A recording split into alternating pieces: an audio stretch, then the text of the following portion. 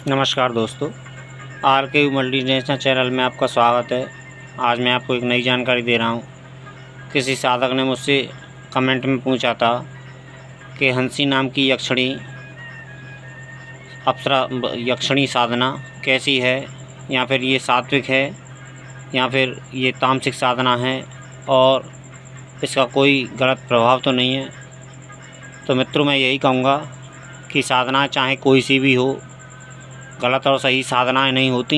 ये बात ठीक है कि कुछ साधनाएं तामसिक होती हैं और कुछ साधनाएं सात्विक होती हैं। यहाँ पर कुछ साधनाएं आसुरी होती हैं और कुछ सात्विक होती हैं, देव साधनाएं होती हैं।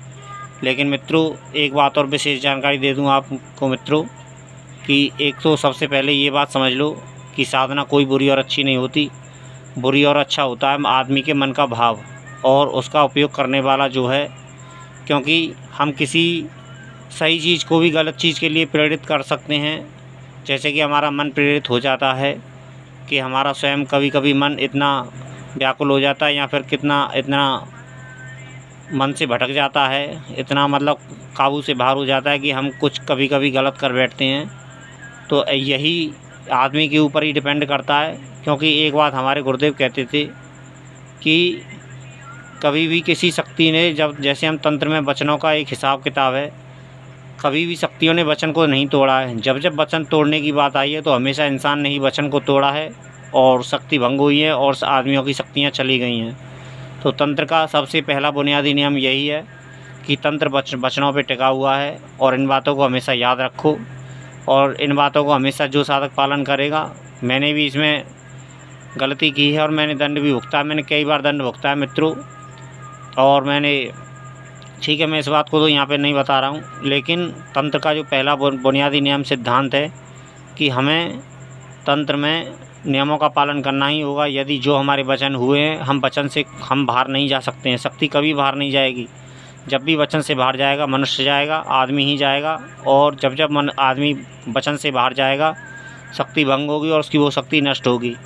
तो मित्रों, मैं यही कहूँगा कि शक्ति कोई भी अपना गलत प्रभाव नहीं छोड़ती है, हमें केवल उसको आदेश देना पड़ता है, क्योंकि वो हमारे आदेश के बिना काम नहीं करेगी। हमने जिस भी शक्ति को सिद्ध किया है वो बिना हमारे आदेश के काम नहीं कर सकती। अपनी तरफ से वो कुछ नहीं कर सकती है हमारे जगत में, समझे ना। हमारे लोगों के साथ में कुछ नहीं कर सकती है जगत में।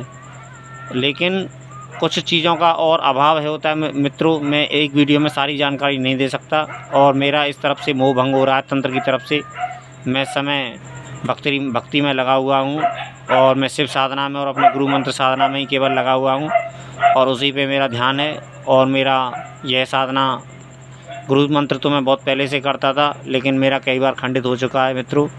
और मैं इस समय शिव साधना में मग्न हूँ और उसी में मुझे आनंद मिल रहा है और उसी में मुझे सब कुछ मिल रहा है। तो मेरा इस समय तंत्र की तरफ मेरा ज़्यादा ध्यान नहीं है, लेकिन फिर भी जानकारी के अभाव में मैं देता रहूँगा आप लोगों को जानकारी। जो भी मुझको मिलती रहेगी या फिर जैसे भी मेरा मन करेगा मैं आपको जानकारी देता रहूँगा। तो मैं यही कहूँगा मित्रों, और मैं आगे आपको वीडियो डालता रहूँगा और बताता रहूँगा कि शक्ति का इसमें कोई दोष नहीं, क्योंकि शक्ति को संचालित हम करते हैं।